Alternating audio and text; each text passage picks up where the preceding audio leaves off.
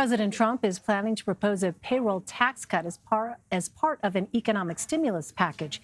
It's in response to the impact coronavirus fears have had on the economy.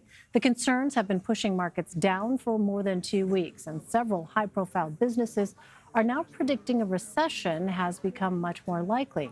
The president urged Americans to remain calm at a press conference earlier.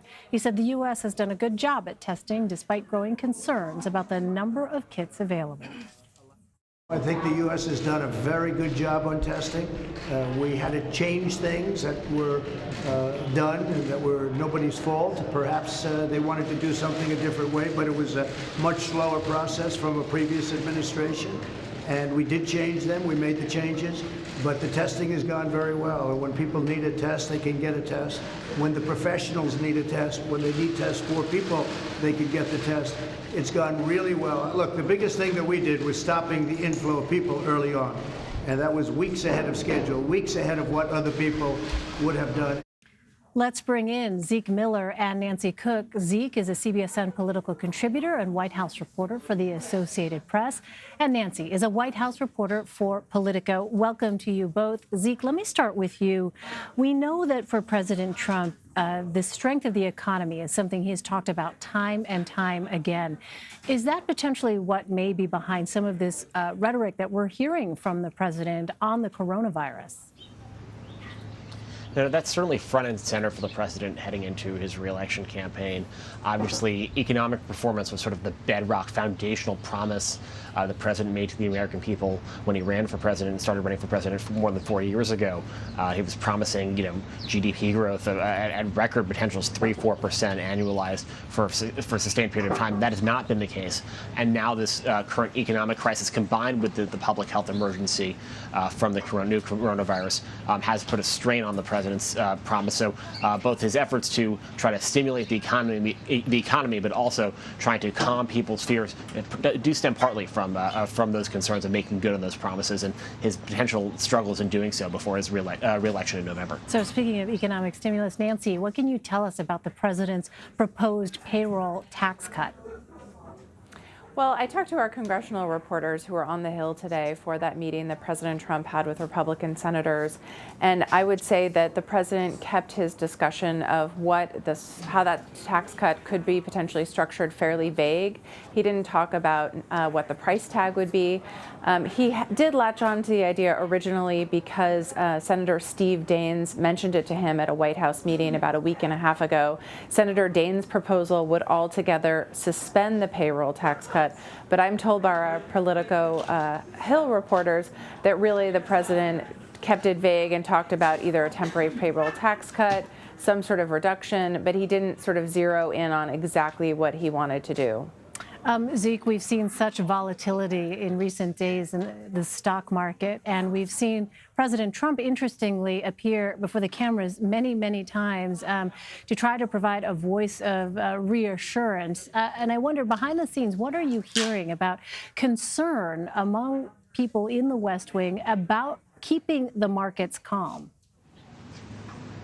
No, that's certainly high on the list of the president's priorities and the priorities of members of the president's staff. But getting to that point Nancy just raised about how vague the president's aims are when it comes to the payroll tax holiday. One official compared the president's comments yesterday as, in that press conference as surprising, and then also said it was the equivalent of the White House trying to build the plane while flying in it. That so much of this is really very vague. And the president's announcement yesterday did calm markets in the moment and did in part lead to the rally that we saw on Wall Street today. But the question is that sustainable when so many of these details have yet to be worked out? Well, Nancy, you have reporting that the White House, quote, points fingers as it plots coronavirus stimulus. What is the mood like in the White House as this outbreak continues? Well, I think that it's tense right now. The president's own top economic officials, including Treasury Secretary Mnuchin, for instance, are not in favor of this payroll tax cut idea. But the president went out anyway at the White House podium, the press room podium yesterday, and pitched it. And so that's just one area of disagreement.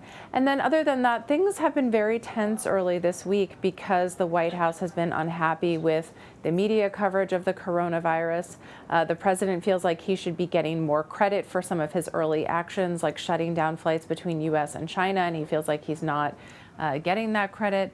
And the White House wants to project this image of being very on top of things, but I think privately they are scrambling a bit to both come up with the proper health ideas, which includes making sure that states and local health departments have enough testing capacity, and they're also struggling to come up with the best economic ideas to soothe the markets. And I think amid all of that, there's just a lot of finger pointing. Some people are blaming the national security staff for not heeding warnings early enough from China. Some people are blaming the vice president's office for their coordination and messaging on this. I just think that there's a lot of tension now because they are facing one of the most existential threats right now of Trump's presidency so far. Well, Zeke, has the White House commented at all on whether the president and vice president plan to be tested? Well, we heard from the president earlier when he was on Capitol Hill. He got a question why he had not been tested yet. He said he had been in contact with the White House doctor, and that the determination had been made that he didn't need to be tested. That was, of course, after he was in somewhat close contact with people who were themselves in contact with people who have since tested positive for the new virus.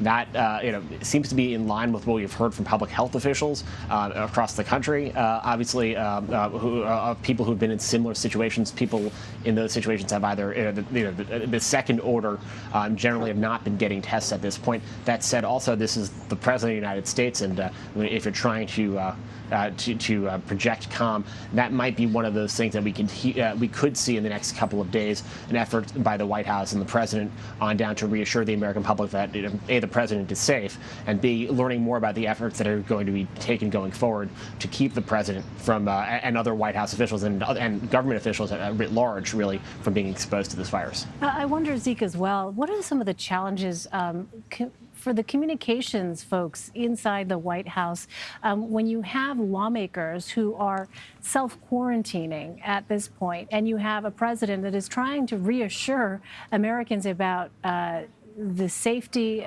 relatively speaking, given what we do know about the novel coronavirus. You have the president continuing to carry on with his activities and project that sort of sense of business as usual, while at the same time trying to balance what is some very serious public health messaging. I wonder, this question is for either of you, Nancy or Zeke.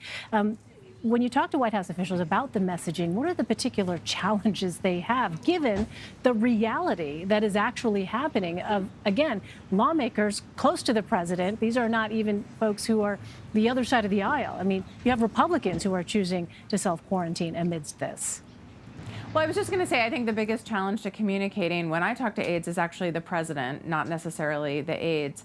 The aides come out and try to talk about the best prevention measures or what they're doing, or Vice President Mike Pence has been at the podium trying to reassure people. And then the president, will tweet in the morning from the residence talking about how the coronavirus is something. He blames the Democrats, he blames the media.